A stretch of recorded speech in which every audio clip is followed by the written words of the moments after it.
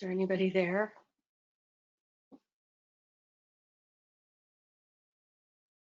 Hi, Linda. We can see you. Good. All right. Wanted to be sure that I was in the right place at the right time. All right. We're like 1 minute out. Thank you for being here. Sure.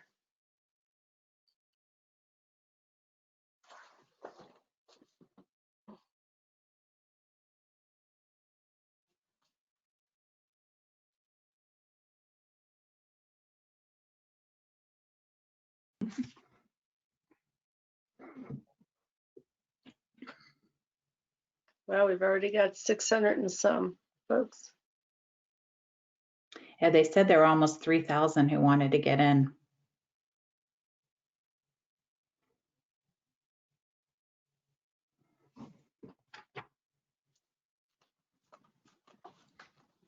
Welcome to Supporting the Whole Child in a Time of Crisis. They say that when we nurture a child's whole being, we open the doors to endless possibilities. So welcome today. Let's nurture one another together as learners and as leaders as we gather in knowledge building and reflection to support the whole child during a time of crisis. Today, we will peer into the researcher's mind, the connectivity of a digital educator, the pulse of a district, and the heart of equity with esteemed leaders and child advocates. One such advocate is Chancellor Cunningham. Dr. Michael R. Cunningham joined the National University System in 2013 and has extensive experience in both the education and business sectors. Through his leadership, the National University System is leading the national expansion efforts of Sanford programs, specifically Sanford Harmony, Sanford Inspire, and the Sanford Institute of Philanthropy, which are based on the vision of renowned entrepreneur and philanthropist T. Denny Sanford. Previously, Cunningham served as the Dean of the College of Business Administration at San Diego State University and taught strategy and entrepreneurship courses at San Diego State University, Cal Poly San Luis Obispo, and New York University. He was the founder, chairman, chief executive officer, and the president of Cunningham Graphics International from 1989 to 2000, a multinational graphics communication company that operated out of 7 countries and employed approximately 2,000 employees. Cunningham earned his doctorates and master's degree from New York University and his bachelor's degree in business administration from the University of Massachusetts at Amherst. Please welcome Dr. Cunningham. Thank you, Dr. Gibson. So nice to see you this morning. Welcome, everybody. I'm so excited to have this webinar today about this most important topic and relevant topic. But first, I'd like to extend a welcome, a heartfelt welcome to our esteemed panelists today, Dr. Linda Darling-Hammond, Dr. Gibson, Dr. Ray, Dr. Johnson, and Ms. Izquierdo. So welcome, everyone. I'm excited about this talk today, and I'm looking to learn a lot today. On behalf of the Sanford programs and the National University System, thank you for joining us today for this most important conversation, and welcome again to our virtual summit. I appreciate our presenters who could participate in today's discussion. These educational leaders bring a tremendous range of experiences working with schools, districts, and communities across the country. There's something our presenters have in common, and that is experience in leading the nation's largest educational systems through crises and challenges. Each of our speakers today has a depth of experience and understanding in how we can support students in remote learning and virtual learning environments. Never before did we think we might see preschoolers on a Zoom or middle schoolers in a virtual classroom of 100 or more students. We're celebrating graduations, birthdays, and other special occasions at a distance. And truth be known, this is my first webinar that I've ever participated in. Only recently has post-secondary education as a whole begun to embrace the wide use of online education. Even still at this time, it's not difficult to find resistance or hear criticism about the use of online models at the levels of education. However, the time has come and we'll need to examine how we can best use technology for learning given our current situation. We now have a greater sense of urgency to support student learning and engagement using technology on a whole new scale. In other words, how can we engage our students when we are not together physically? Despite the serious challenges currently being experienced by families across this country, it is imperative for educators to make a difference.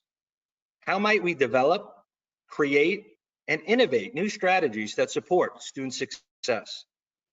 As we think about the role that technology will play in our conversation today, we'll be discussing some of the current challenges that may be hindering student learning and development, and the opportunities for technology to address such challenges. It has become strongly evident that social interaction between students, as well as between students and their teachers, are important aspects of academic development. When young people feel engaged and connected, we know that there are many benefits to this. They show stronger academic achievement in courses, increased graduation rates, and stronger satisfaction with their overall learning. In our discussion today, we will be paying close attention to the changing role of technology as a result of the COVID-19 pandemic. In what ways can we more effectively use technology as a way to break down traditional barriers between families and schools? The better we are able to innovate and work together to involve, engage, and support students and their families in new ways, the better we will be at addressing the various challenges that we have recently emerged. At the National University System, we have long discussed the importance of student engagement through virtual delivery of instruction. Our three educational programs, the Sanford Harmony, Sanford Inspire, and the Sanford Institute of Philanthropy, are examples of innovations that are creating positive change. These initiatives, as Dr. Gibson stated before, were all made possible through the generous support of philanthropist T. Denny Sanford, who partnered with the National University System to establish Sanford programs in 2014. Mr. Sanford's vision is to create positive change in society and serve the public good. Through these initiatives, we've been able to see firsthand the numerous benefits that are generated as a result of peer-to-peer learning and creative positive social interactions. We've been able to offer tools, practices, and curricula that improve learning and student well-being by placing greater attention to the whole child. All this has been done for free to all teachers and students across the country. We've impacted over 10 million students to date. Through our Inspire and Sanford Institute of Philanthropy initiatives, we've also created ways for educators and students to practice skills that build relationships, increase emotional regulation, and improve communication with others. We recently launched our Sanford Programs portal as an effort to support family engagement and learning, both in and outside the classroom walls. We also created our Harmony and Inspire at Home series as a way to support learning at a distance. We have committed over $100 million to support these initiatives, not only nationally, but across the world. Today, together with our presenters, we will be talking about these and other digital strategies and what we can do together in light of some of the current challenges we're experiencing. As we exchange and listen to ideas, we'll hear from each speaker on how we can care for both the academic and social needs of our youth. The National University System is committed to continuing the conversation after today. We are dedicated to providing the valuable resources that will support youth in all their different learning environments, including at home. We are also here to help teachers and give them the tools that they need to be effective in and out of the classroom. So thank you again for joining us today. And now I'll turn it back to Dr. Gibson, and thank you all very much. Thank you, Dr. Cunningham. As always, we appreciate your connections, reflections, and most importantly, the call to action. So as we think about this call to action and the opportunity to learn today, our panel and our webinar will include esteemed leaders that traverse and integrate the worlds of both research and practice. To explore what it might mean to support the whole child in today's current environment, we're pleased to have thought partner Dr. Linda Darling-Hammond today with us. She will connect to what we know, what we are learning, and assist us in thinking about our future. A little bit of background about our dear friend and mentor in this work. Linda Darling-Hammond is Professor of Education Emeritus at Stanford University, where she founded the Stanford Center for Opportunity, Policy, and Education, and served as the faculty sponsor of the Stanford Teacher Education Program, which she helped to redesign.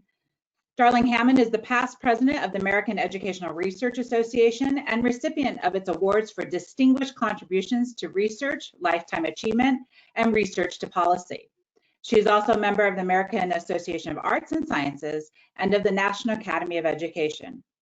From 1994 to 2001, she was executive director of the National Commission on Teaching and America's Future, whose 1996 report, What Matters Most, Teaching for America's Future, was named one of the most influential reports affecting U.S. education in that decade. In 2006, Darling-Hammond was named one of the nation's 10 most influential people affecting educational policy. In 2008, she served as the leader of President Barack Obama's education policy transition team. Darling-Hammond began her career as a public school teacher and co-founded both a preschool and public high school. She served as the director of RAND Corporation's education program and as an endowed professor at Columbia University Teachers College. She has consulted widely with federal, state, and local officials and educators on strategies for improving education policies and practices.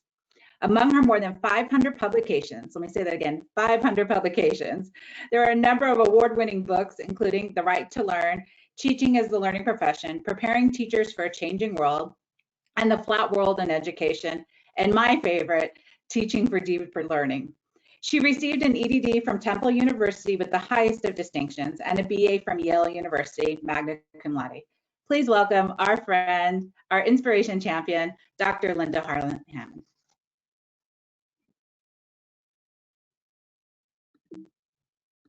I'm unmuting myself. There we go. Can you hear me? Good.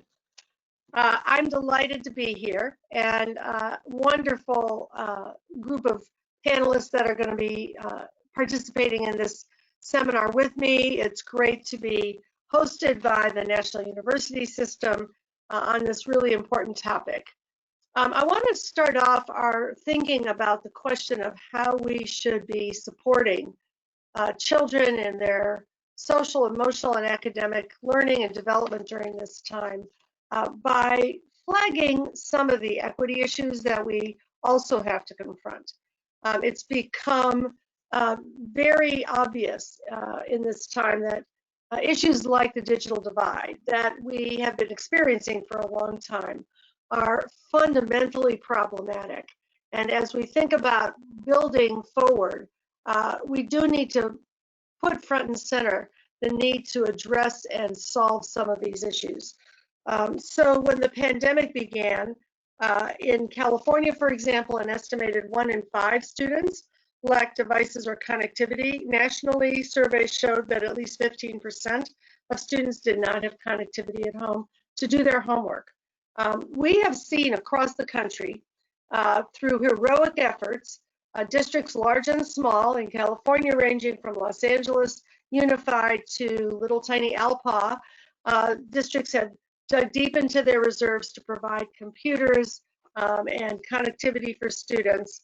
And I think we've probably cut the digital divide in about half or maybe a little bit more with those efforts and the efforts of leaders to access contributions from corporations, from donors, from philanthropists, and that is really heartening.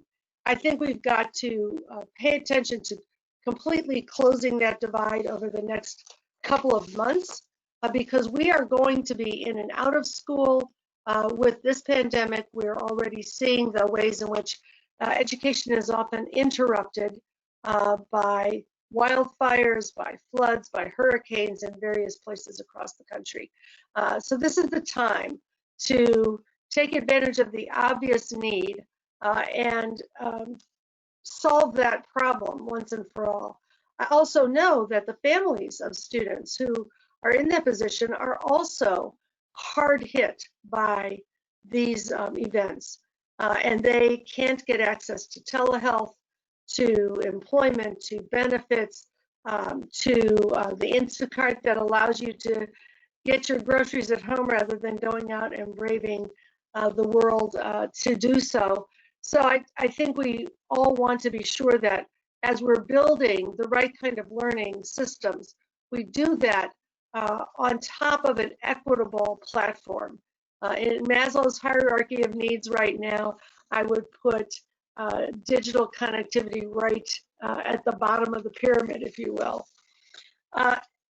Once we've got the foundation in place, I think there are several other things that can inform what we do.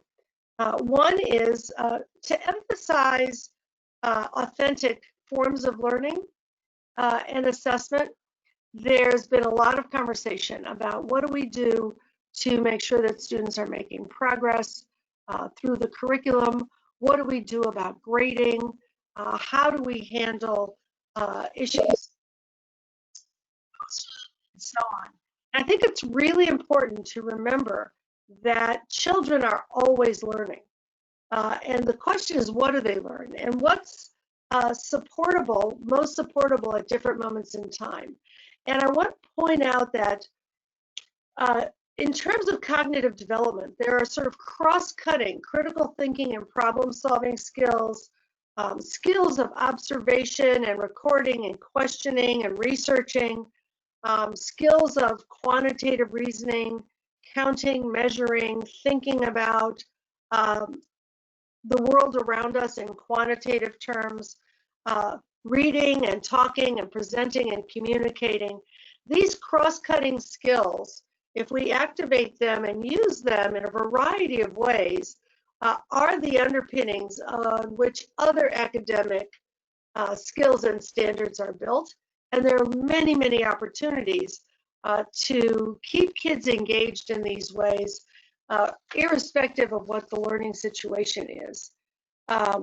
You think about the fact that you can create a video of a cooking show, watch a cooking show on television and create your own video of a cooking show, and then multiply the recipe by 2 times or 2.5 times or 17/15 if you're really getting into the higher order area of using fractions. You can help kids think about how do you plan healthy meals and teach nutrition in that context. You can help them research a topic of interest, whether it's from the way in which the teacher builds on what they were doing previously, or the way in which parents can support what's going on at home, and share it with others in various ways through art and writing and music and posters and videos. Remember that while we are sheltering in place, there are lots of folks who would love to be connected, and children can have an authentic audience by creating something, doing their research or doing their art project, or writing their story for grandma or for an aunt or for an uncle, and then call them up, get on the Zoom or on the FaceTime, and have that audience as part of also making those social and emotional connections, as well as stimulating and motivating the academic work at home. We've seen teachers recommending all kinds of authentic strategies to engage students. Plan and run a physical education class for the family. Keep us fit and organize that. Turn a family challenge into a research and problem-solving project. So, in many homes, people are sharing a space with each other, with multiple folks on the Zoom, trying to take classes, trying to engage in this kind of learning activity like we're engaging in now. Those kinds of things can either be greeted with annoyance and irritability. You're in my space, how are we going to do this? Or they can be treated as problem-solving opportunities, which are teaching kids those problem-solving skills. We have this challenge. We have 4 people in this space trying to use this. How can we solve this problem? Brainstorming together around alternatives, listing the pros and the cons, coming to a decision about what to try, trying it out and watching and observing to see what works and what doesn't work, reconvening to discuss the next aspect of the problem-solving process. Handling the challenges that we are experiencing in this time in that kind of way is teaching the higher order skill of problem-solving. It's building a social and emotional foundation for the future, and it's preparing kids for what they will have to do throughout school, in college, in work, and in life in ways that will be extremely valuable to them. Other ideas that, teachers are pursuing, doing a wonder walk around the neighborhood and recording observations and questions and curiosities that could be the grist for future research or for ongoing conversations. Planting a garden and then being able to watch it grow and teaching a little botany along the way. Even taking up the question, how can we create a school at home, is part of that process. It's really important in this time, in addition to supporting academic learning, to discuss feelings, to help kids have an awareness of what they're feeling and what they're discussing. There are a lot of tools for that. One of them is the Sanford Harmony program. The Sanford Harmony at Home materials and resources are very helpful in allowing kids to think about empathy and critical thinking and communication and problem solving, peer relationships, and even how to develop those over Zoom with the kids that you have to work with on a project that you may be doing in your Zoom breakout room as part of your classroom. Diversity and inclusion is another part of the support system that's provided there. There are tools from the Collaborative for Academic, Social, and Emotional Learning, CASEL, on how to handle feelings of stress and anxiety and what to do to be able to talk about those in ways that are productive. It's very important also to think about how to sort of expand one's horizons in a time when we're feeling closed in our homes and in our neighborhoods. The public broadcasting system out here in California, and I think in other parts of the country as well, has developed lesson plans and videos for every grade level of students, from sort of Sesame Street and Electric Company and Reading Rainbow on one end to the Ken Burns classics on the other, that allow kids to expand their horizons, to think about new ideas. Teachers can access and use the lesson plans.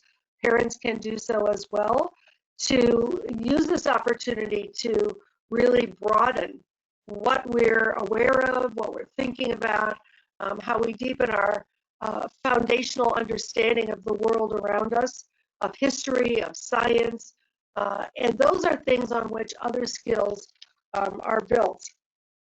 Obviously, kids can be writing stories about any of these things, reflections of various genres of writing and communicating, and then discussing them both with colleagues in their classrooms and with their family at home.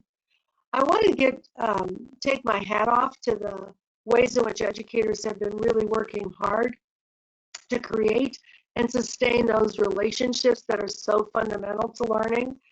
We have been getting new information from neuroscience about the way in which people learn and develop, the way in which brain architecture is formed. And one of the things that has come out is how fundamentally important relationships are, not only for how we feel, but for how we learn. It actually is the process of relating ideas to each other and people relating to each other in interaction that builds the learning capacity. One recent study from Harvard found that it's not the amount of language that you hear that determines your linguistic repertoire, but it's the number of exchanges of conversation that babies undertake, toddlers, and older children as well, that builds their linguistic capacity and helps those neurons connect in ways that create communication. So these relationship elements are very, very important. And we're seeing across the country ways in which educators are just going the extra mile. I remember reading about Fontana, California, where teachers from one elementary school had caravans of cars going through the neighborhoods, and this has happened elsewhere as well, with signs saying, "I miss you, keep reading, be strong." Kids would line up along the streets with posters, socially distanced, for their teachers and for one another, socially distant but spiritually connected. Teachers have been calling and Skyping with their students one-on-one, and those calls make so much difference in the way in which kids are motivated, in the way in which they feel connected, the way in which families feel supported, checking in on what's happening, how kids are feeling, what they need. Some school districts have office hours planned so that teachers may be teaching their classes on Zoom or Google Hangout, but there's an hour or so a day where their kids can call in and talk about anything and really have that one-on-one experience. Check-ins at the beginning of class, community meetings to see how everyone is doing. Virtual home visits are going on in Pennsylvania and Iowa and Illinois. Various ways by which schools that are community schools, which have integrated social supports and services, health and mental health and social services, and they have community school managers are reaching out to families. In Southern California, at Duarte High School, the community school manager created a list of all the 770 kids in the high school with their phone numbers, parents' information, home language, and made sure that every one of those 770 kids got a phone call family as needed to find out who needs what, internet connections, devices, health or mental health supports, experiences of trauma, loss of employment, need for support for maintaining a residence, issues of food insecurity, connecting meals to families. And then the same coordinator created a daily Instagram so that they could celebrate, senior acceptances to college, portfolio defenses from different students defending the research projects they've done, etc. Trying to keep people connected is such an important part of this, and then figuring out what we can do to help one another meet each other's needs. It's a great time for community service engagement. Older kids can read with younger kids on the Zoom. They can do some of that internship, in a different way. They can engage in community service to those who have needs by figuring out what's needed on the one hand and who can help provide it on the other. Shopping for seniors, all kinds of things are going on in communities. To take advantage of this moment to build character, to build community, to build relationship, to enable people to feel like they have some agency in both supporting their own families and supporting those of others. So we're in a time where, while we are, quote, not in school, education is continuing, learning is continuing, caring for one another is continuing. When we reopen schools in a physical way or in a digital way, we'll need to take stock of students' learning needs, both their social, emotional, and academic. Some experts have advised that students go back to the teachers they had last year, at least for the first quarter of the year. These are teachers who know them well, who know their families well, who understand their learning needs and approaches. They're well positioned to welcome them with understanding and compassion, to diagnose where they are in their lives and learning, to connect them to necessary social service or mental health resources to help them make rapid progress. And one thought is that could be the beginning of the school year before kids are handed off to the next year teachers. In some schools, that looping might continue the whole year around. We need to evaluate where kids are academically, and this should happen through initial classroom assessments. I don't think we want students to come back to a large-scale state-run standardized test that's going to decide who's above and below grade level and create social distinctions and stigma, which we know actually can depress achievement because of the psychological effects but we can use diagnostic assessments.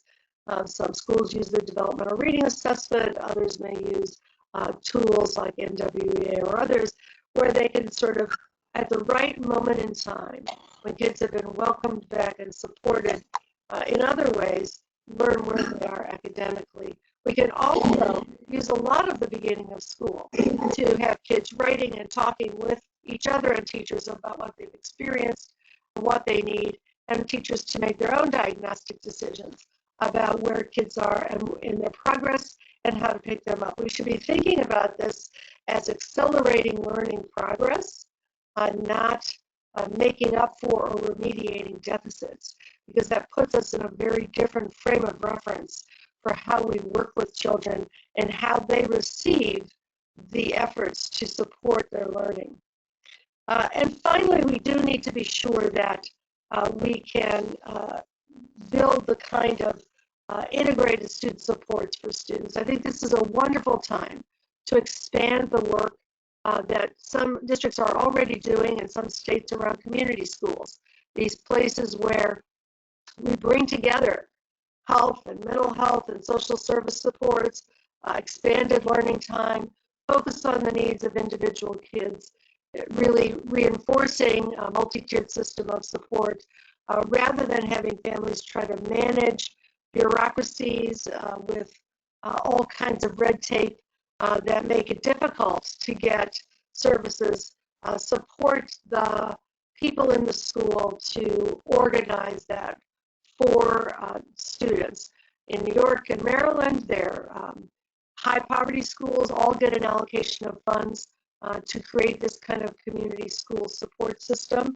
And I think we can make headway in a lot of other communities to be able to support our schools and our children and our teachers in ways that will enable them to do the teaching and learning that they so very much want to do. So this is a challenging time, but necessity is the mother of invention. People all across the country are inventing ways to support one another and to support children in this time. And I hope that when we reopen schools, we think about building on those successes and reimagining and reinventing what school is so that it is truly grounded in the social, emotional, and academic supports that will allow children to thrive. And I will turn this to our panelists. Thank you, Linda. We absolutely appreciate all these connections you're making for us, these challenges. And these are challenges also to belief systems around what does it mean to be a teacher? What does it mean to be a learner? And you've really pushed us to think about authentic forms of learning, the importance of relationships, and how that helps assist in building the learning capacity. I'm reminded that a great mentor said to me, belief is an attitudinal muscle and it must be exercised. And you have certainly assisted us with our exercising this morning. And so to continue building our muscles, it's my pleasure to introduce Dr. Keisha Ray. Dr. Ray's career includes designing technology within the First Center for the Visual Arts and directing technology research through Vanderbilt University School of Medicine, science outreach programs. As a district administrator for the Metropolitan Nashville Public Schools, she led the award-winning design, implementation, and evaluation of instructional technology programs, including instructional design for online and blended learning environments. She also engaged in work redesigning physical learning environments around virtual high schools and redefining what the school library is today. Dr. Ray is published and recognized internationally for her work in online and blended learning, as well as flexible learning environments. Dr. Ray is a member of the International Society for Technology and Education. Many of you know that as ISTE, and is the past president of the ISTE Board of Directors. Dr. Ray also serves on the board of eLearn Institute and the board of Learning Bird Incorporated. In 2015, she was invited to serve on the U.S. Department of Ed Technical Working Group focused on evaluating education technology. She is a four-time recipient of the President's Volunteer Service Award and an ISTE Lifetime Achievement Making It Happen Award. Dr. Ray was named 20 to Watch by the National School Board Association, Woman of the Year by the National Association of Professional Women, one of the top 10 ed tech leaders by Tech and Learning magazine, and most recently named a top 100 ed influencer by Ed Tech Digest. She is an instructor at Johns Hopkins University in the Graduate School of Education after leading the Center for Digital Education for 3 years. She is now a Leadership Community Forum connector and leads as the president of K20 Connect alongside many other passion projects. So excited to invite Dr. Ray to our conversation. And Dr. Ray, a question for you. What we're living in this time right now, some folks are referring a lot to emergency pedagogy. What can we learn from this innovative disruption and some of the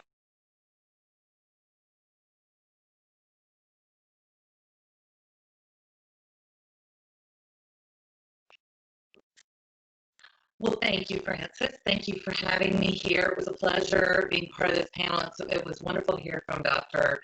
Hammond about the wonderful things that she sees and knows can happen in our world today around education. You know, I think the great asset we have at work here is there have been practices in play in our history over the past 20 years in online and blended learning that we can apply to how we redesign instruction as we move out of this pandemic and move into what some are calling the new normal, that will transcend whether the teacher is located at a school or a home and wherever the students are located. I don't believe that school is going to look as it did prior to the pandemic, but I do believe we have the opportunity to take advantage of best practices in our field and apply them to the re-engineering of school. I think that there are a lot of gaps, as Dr. Darling-Hammond mentioned, especially around digital equity and connectivity that will have to be addressed. Those of us in ed tech and the CIOs of the world have been talking about this for eons. I believe that we are moving away from thinking that the internet is something that's a luxury, and it's really more of a utility that we must have access to.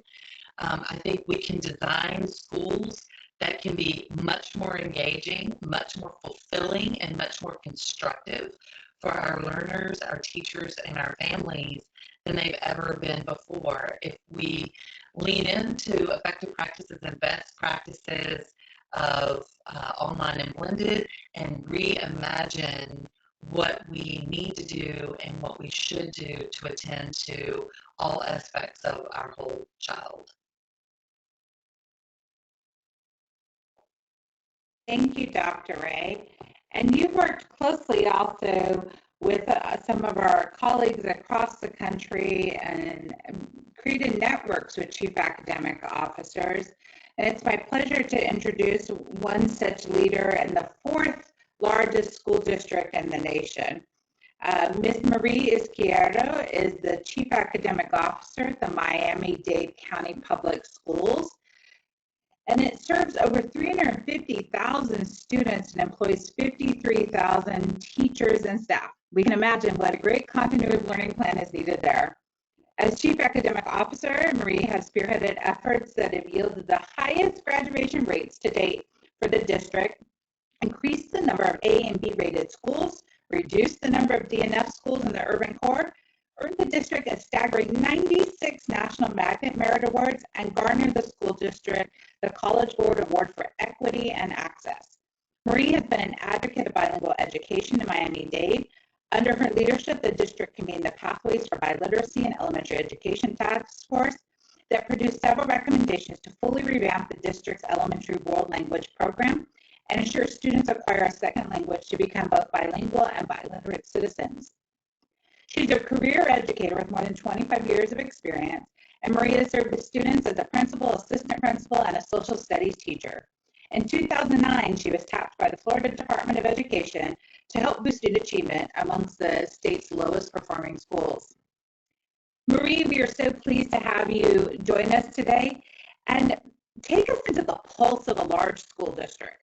What kind of supports are needed for?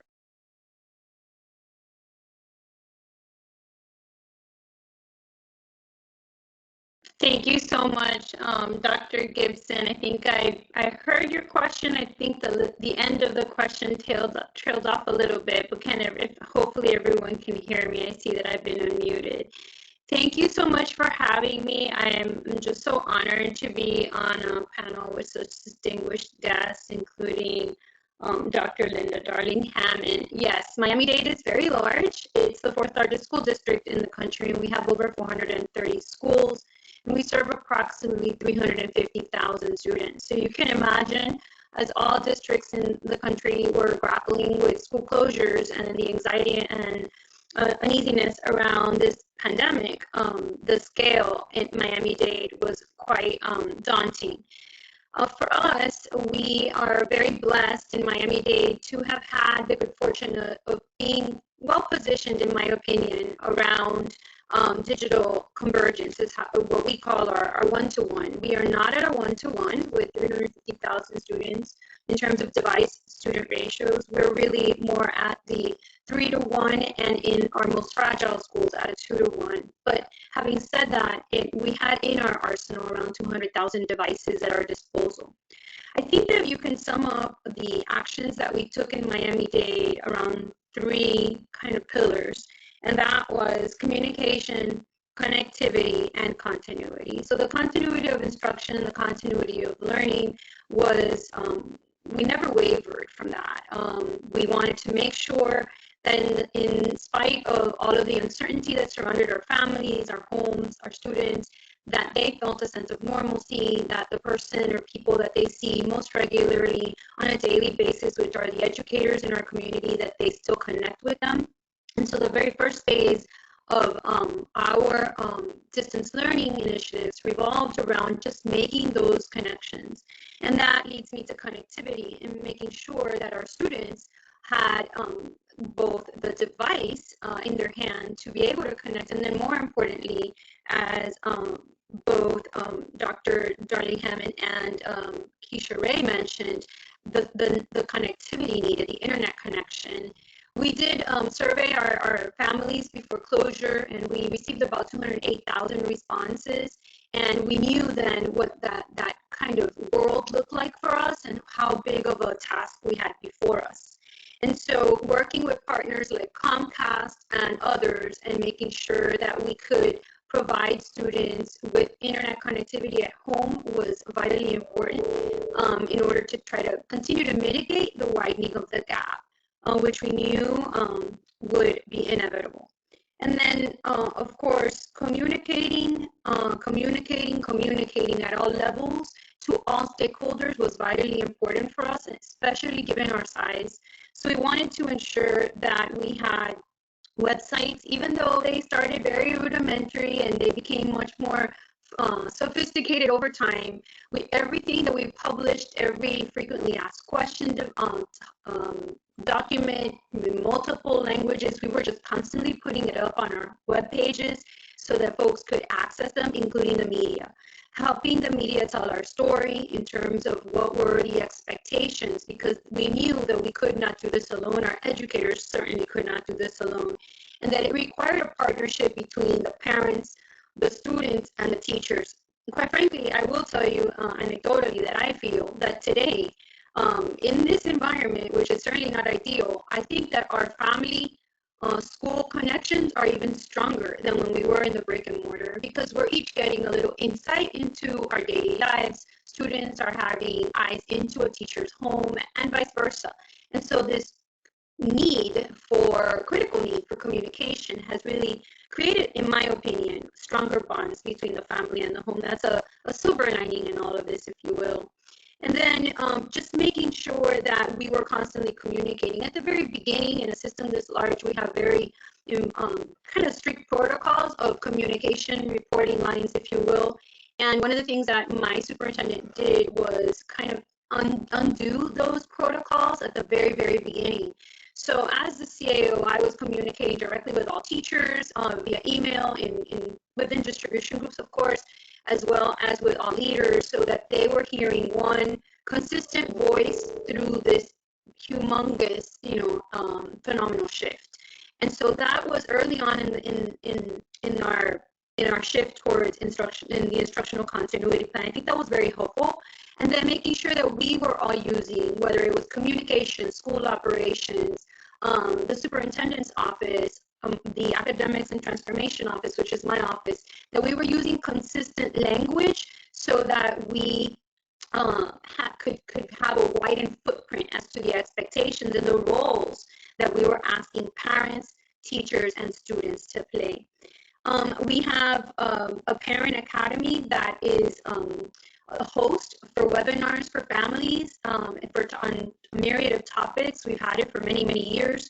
We immediately shifted the Parent Academy into a kind of response to digital learning platform. So we conducted webinars in 3 languages around online safety, the instructional continuity plans, how to help students cope with anxiety, how to navigate the different platforms that we have, how to support students with disabilities in a distance learning ecosystem, and adjusting to the new normal with a partnership with one of our local universities. So making sure that everyone felt supported, and then shifting finally the role of the teacher support, the curriculum support specialists, our coaches, our instructional coaches, to a virtual platform so that teachers could continue to receive support with lesson development, with co-teaching, with professional development through professional learning communities that instead of being face-to-face, we're now being offered virtually. And so today we find ourselves with 115,000 plus devices having been distributed to children. We have a 99% of our student body is logging on or has logged on to our educational platform. We range on any given day between 90 to 91% attendance. And we have given out about 9,000 Sprint or other mobile hotspots for families that are beyond the footprint of our local internet provider so that they could have connectivity. So for us, we knew really early on that even though my office is the Office of Instruction and Academics, that almost to quote Linda, that Maslow comes before Bloom, right? And so we had this kind of continuing to remind ourselves, Maslow before Bloom, because we knew that we needed to have these fundamental services and opportunities for students before we can ask for learning to continue and to plant those seeds for learning. And so to that end, we've distributed over 2.5 million meals and adjusting even the meal distribution time so that they don't conflict with scheduled learning time online. So yes, it's been quite the journey. We're pleased with where we are. It's not perfect, but we feel that we're supporting our students as best we can. We are constantly monitoring social media and correspondence to adjust immediately and to support them and provide them answers to questions that they might have. And myself, I'm highlighting teachers every week on a program on YouTube, our Distance Learning Champions, when we see exemplar teachers doing great work. And we do like little video vignettes. I actually was inspired by the superintendent in LA Unified to do that, and so that teachers can support one another and see great examples of distance learning. Thank you, Marie. You've given us some great examples, and it's created a lot of questions that we'll be coming back to you for. Folks are really impressed with the way that you're connecting community, continuity, and of course that word connecting coming together. I think we're seeing the Twitterverse get excited about the concept of Maslow before Bloom. So thank you for those connections. We'll come back to you after we hear from Dr. Joe Johnson. He's the founding executive director of the National Center for Urban School Transformation at San Diego State University. And this institution identifies, studies, and promotes the best practices of high-performing urban school districts throughout the nation. Specifically, they identify urban schools that achieve outstanding academic results for every demographic group of students they serve. They award and study those schools and then help other schools pursue courses of action that lead to similar equitable and excellent results. While serving there, Dr. Johnson served as the Professor of Educational Leadership at SDSU, San Diego State University, then as the Dean of the College of Education, and finally as the university's Provost and Senior Vice President. In July of 2019, he retired from the university administration to focus exclusively on the institute. Prior to coming to San Diego State in 2005, he served as a teacher in Southeast San Diego, as a school and district administrator in New Mexico, as a State Department official in both Texas and Ohio, as a researcher at the University of Texas, and as a Senior Executive Service Director at the U.S. Department of Education, where he led the nation's largest federal elementary and school secondary education programs. He earned a PhD in Educational Administration from the University of Texas, a master's degree at San Diego State University, and a Bachelor of Science degree magna cum laude from the University of Wisconsin at Oshkosh. He has received outstanding educator awards in both New Mexico and Texas, and he's published multiple articles, books, book chapters, and reports. He has traversed our nation and brings a voice of equity to our conversation. So let's go deeper.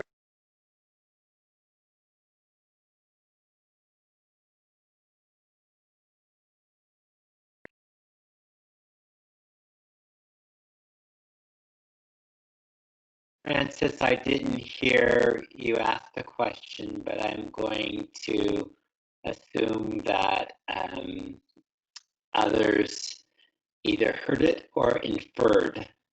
So I'm going to go ahead and begin. First, I want to begin by thanking everyone for inviting me to be a part of this conversation with this fantastic panel. And as I listen to all the speakers, I have to first be reminded of what a dramatic change has occurred within our school systems all across the nation in just a matter of weeks. And when I think about all of the work, all of the effort on behalf of millions of students, all the work that's been done by teachers and counselors and principals and school district administrators to reshape our services in a way that will make a powerful difference, it's phenomenal.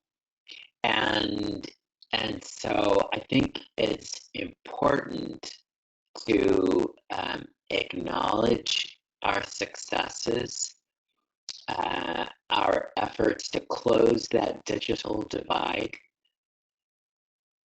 But I think that the presentations that have been provided today also challenge us to think deeply about how we can best take advantage of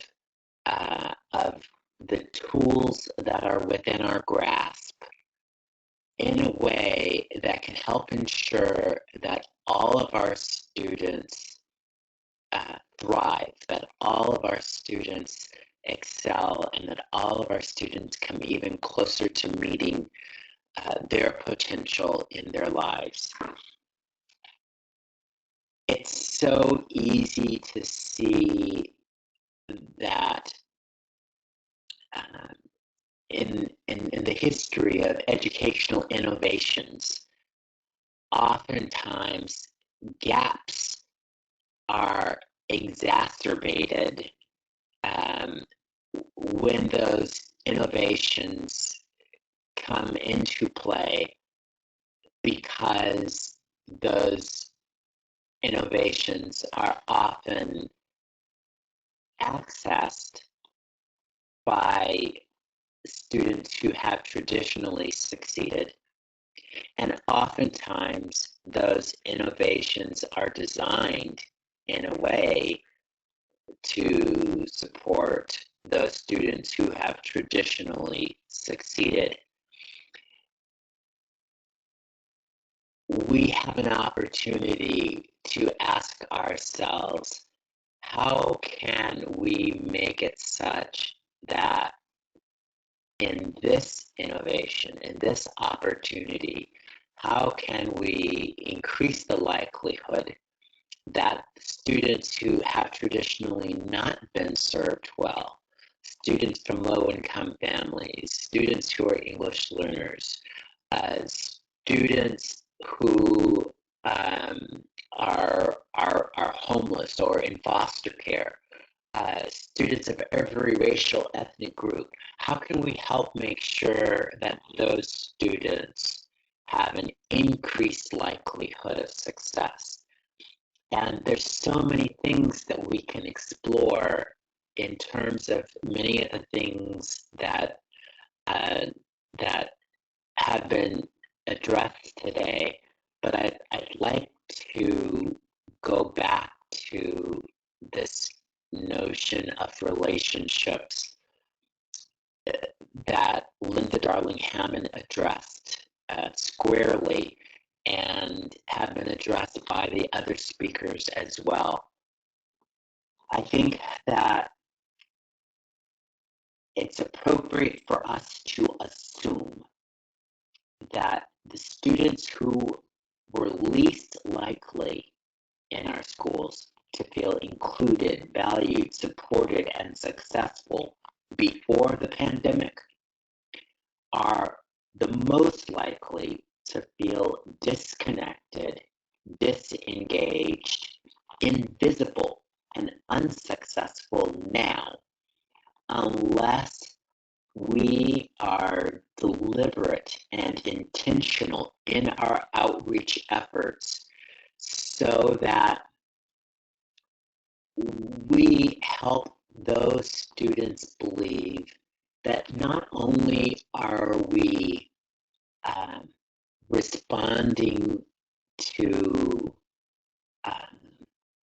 this change in a technological way, but we are responding in a way that demonstrates our commitment to those individual students and those families. The more we can deliberately give students and families concrete evidence that we're wanting to listen to them, that we care about where they are, that we want this to be an opportunity for them to accelerate their growth, the more we have an opportunity to ensure that this can become the beginning of a success story for millions of students. So I'm just wanting to conclude my comment by thanking all the educators out there for their tremendous efforts thus far in ensuring that learning is continuing to happen for millions of students. But I would also like to encourage us to really be students of our own efforts so that we can ask ourselves, how can we do even more? How can we be even more deliberate to take these opportunities to help communicate to students and families our true commitment to ensuring their success?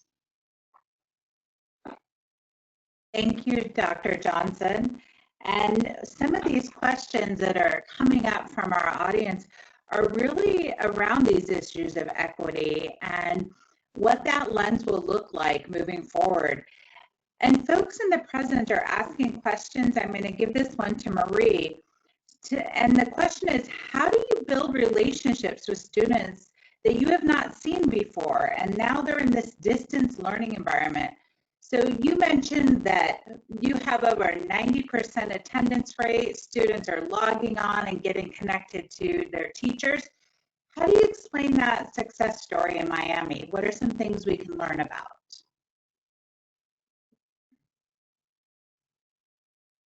So So I think that one of the things that, and it was a really tough decision early on, and we have no regrets, even though we were challenged a little bit right at the beginning of our distance learning journey, was not forcing the hand of what platform the teachers were going to utilize. And I'll explain what that means.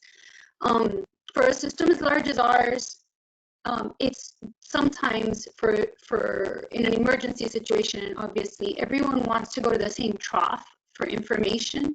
They want to utilize, for all teachers to utilize the same platform, for all families when they're dealing with the stress of the pandemic alone, and then having multiple students or children rather at home, and then having to manage their own work that sometimes is being done remotely, and then having multiple kids across schools or across platforms and certainly across grade levels. Initially, when we first began, we started getting feedback from parents that they had to go to several, and this wasn't a critical mass of parents, but we're very cognizant and very responsive as a larger organization to all parents. And so we started getting kind of these rumblings of, why aren't you just forcing one platform? And we didn't do that initially. And when we look back, we have no regrets, because we already had a large number of teachers that had established methods of communicating in a virtual manner with families and with children. So we had, because we've been doing and focusing our efforts on instructional technology really aggressively for the last, I would say, 6 years or so, with a lot of professional development, a lot of purchasing of different assets. And we had these organic kind of pipelines, if you would, from a teacher to a student or to a parent. So educators were using ClassDojo or Google Classroom, or they were using Edmodo and others, and Microsoft Teams. And so we felt initially that if we're going to have these rapid closures of a schoolhouse door, and we're going to be isolated and quarantined from one another, it really kind of made no sense to just cut the lifelines, the lifeblood that existed between the educator and the home initially. And so that was one of the ways that we kept those communications going. Had we done something differently, I think it would have been, we would have been worse off. Now, what we did do is we were very aggressive about pushing and motivating and encouraging and supporting educators and families to move to a preferred platform. And for us, that was Microsoft Teams.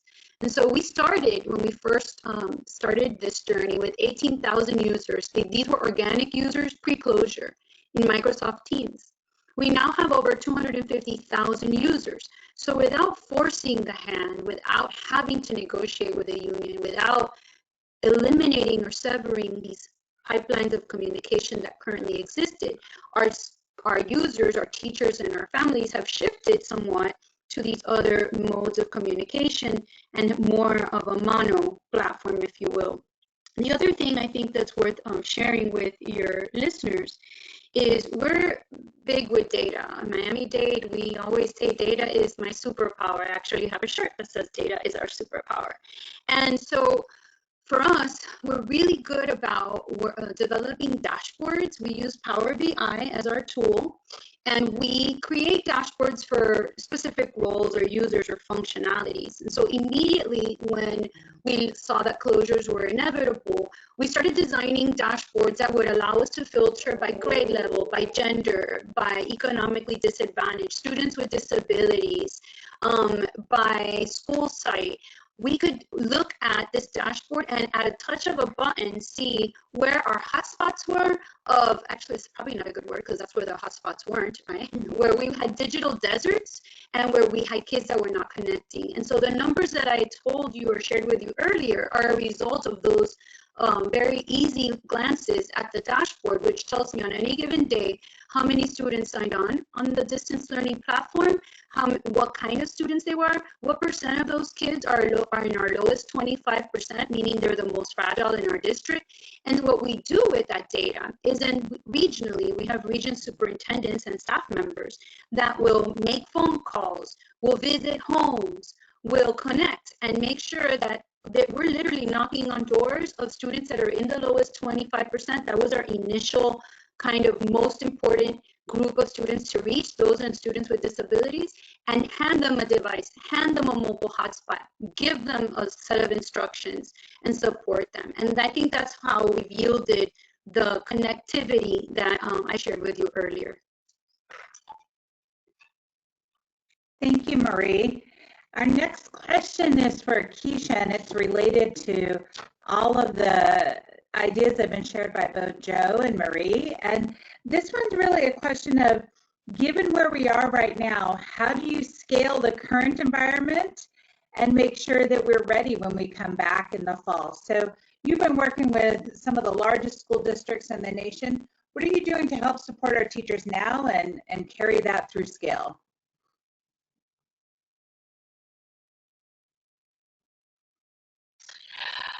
Well, thank you for the question. And I really adore my fellow panelists and appreciate their wisdom and insight so much.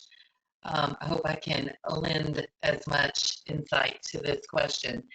I am working with New York and LA and a few other districts across the country on transitioning. I was involved when they all each made the decision to move to remote. And now the goal is to, as Chancellor Carranza says, never waste a crisis, to move into a new way of thinking about teaching and learning that allows students to flow in between when they're going to be in a physical environment and when they need to be in their home environment for whatever reason.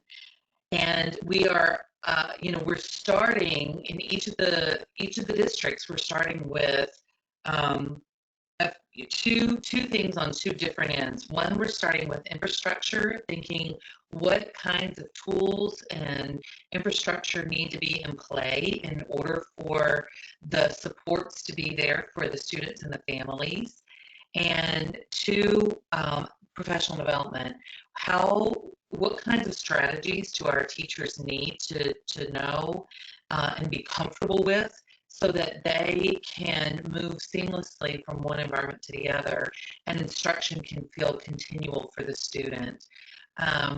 This is a challenging lift, but their experience in which each of these districts are calling the remote learning, or as and using the phrase that actually Marie started, which is continuity of learning, when all of these districts are kind of had no option at the time but to jump into that kind of unplanned, unscripted way of connecting teacher to student in an emergency environment. And now they're trying to refine that and think about, what does teaching and learning need to look like? What instructional resources do we need to have in play? What kinds of social emotional supports do we need to wrap around our students, whether they're in school or whether they're at home or whether in a transition space? What kind of communication strategies do we need to share with our teachers to engage our students who are moving into an online environment but might not be comfortable in that kind of environment? I can assure you, not every child is comfortable in online settings. All of these districts have worked with synchronous teaching and learning. I was on with New York this morning, and they are doing a phenomenal job around teletherapy. So they're incorporating synchronous elements into their virtual environment so that the kids can have face-to-face time with their parents, their teachers and classmates. I think scale is going to be relative to where the district was when they began. There are some really terrific districts that have done this work for many years, and several are in the state of Georgia, where they can move seamlessly in between what they call a digital learning day and a traditional day. And I know that if we can see that, and those effective practices in play in those districts, that it can scale across the country and in fact throughout the world. There are plenty of examples of good practices. We just have to kind of curate those and share them among one another so that we can implement them in our respective districts. Thank you, Dr. Ray. This curation and the opportunity to share is so important. And as Dr. Joe Johnson shared with us, it's important that we take this equity conversation to scale as well. There's new ways of thinking about this as we've seen different learning settings and different environments in which students are managing their learning, and different ways that our educators and our districts are thinking about supports. Like you mentioned, teletherapy, or I've seen teachers put together calming rooms for students. And we saw examples with Linda Darling-Hammond around ways that community schools are supporting our students. As we think about social emotional learning and equity, Dr. Johnson, Edwin is asking, how are we helping more of our students deal with anger and fear and loss, and as they feel really disconnected in these environments? And some of them may have been feeling that way even before this environment. What are your thoughts about that, and how can we support our students?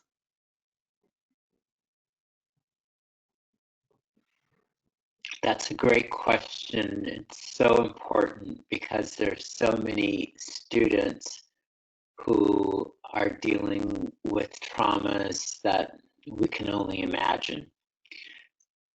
But great schools find ways to listen to students, whether it's through opportunities for students to talk in small groups, whether it's opportunities for students to express things in writing. There is opportunity for students to share what's going on with them. And sometimes as educators, we kind of assume, oh, we have to solve all of this that we're hearing. And the truth of the matter is that in many great schools, what they've learned is that what students might need most is just to have a safe place where someone will listen and understand what they're going through. But there's also in many equitable and excellent schools, attention to having those maps of services either within the school, within the district, or within the community that helps individuals know how they can connect students and families to other services if they are needed. But it starts with listening. It starts with an openness to understanding what students and families are going through. So powerful. It starts with listening. We're always reminded that we have 2 ears and 1 mouth, right?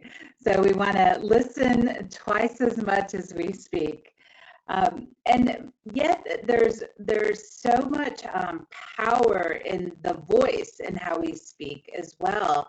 And you said something that just really connected for so many of us in the chat box, and that is that great schools find ways to listen to students. I'll say that again. Great schools find ways to listen to students. And so as we think about the opportunity that we've had here today, these leaders have come to this webinar both virtually and sometimes, through books and experiences to make sure that we can think about a new future for our students. And I'm challenged by a comment that one of my colleagues said, maybe it's not the new normal because maybe the old normal wasn't what we needed. So as we think about moving forward and what the future might mean, let's gather these experiences, let's honor the voice of our teachers and folks who have new titles as teachers as they work at home and support our learners. We've provided some ways to continue the learning, and I'd like to share with you, there's the Sanford Harmony portal. You can log on, create an account, and there's a million resources here, and I say million because it's exponential. Everything's integrated and connected to support you in the classroom, in this virtual environment, and our parents who have become teachers, both with our Sanford Harmony and our Sanford Inspire. And all of these resources are made through the generous donation of T. Denny Sanford. And we encourage you to take a look at the website, create your account, download our new iOS app so you have some games that you can also play with our students. And registering is really simple. You just go online, sanfordharmony.org, register for free, and take a look at some of the past webinars and resources that are available to both teachers and to our families at home. Additionally, our National University System has also put together some great social emotional learning playbooks to help support you when you return in that fall and think about your connections to our students, and a great master's program in social emotional learning. So there's tons of ways to stay connected and continue the learning. We've seen lots of commentary about how great these resources are and how you'd like to continue the conversations with like-minded folks. As we conclude, I'd like to share with you that a recording will be made available of this webinar. And again, these great resources also live on the portal. And we are certainly in the midst of understanding what it means to support the whole child in a time of crisis, both socially, emotionally, and as learners. And perhaps this will be the new modern learning with strong emotional practices, deeper learning, and rethinking the digital learning environment to define what Joe Johnson shared with us is a new equity. In fact, let's walk away with a coaching question. What does this learning setting ask us to do when we really are all in this together? So in the words of Z, our character that guides us through our social emotional learning, until we can meet up and buddy up again, we want to say thank you to all our amazing leaders, learners, and inspirers, and leave you with this quote. Education must shift from a purely academic focus to a whole child approach, but also physical, social, emotional, and civic learning and health is targeted and developed. So on behalf of Sanford Programs, we thank you for joining us today. I'd like to thank Linda Darling-Hammond, Dr. Keisha Ray, Marie Escudera, and Dr. Joe Johnson, and of course, Chancellor Cunningham for bringing together this wonderful community to explore how we can support all learners at home and in our school communities. Thank you so much for joining us.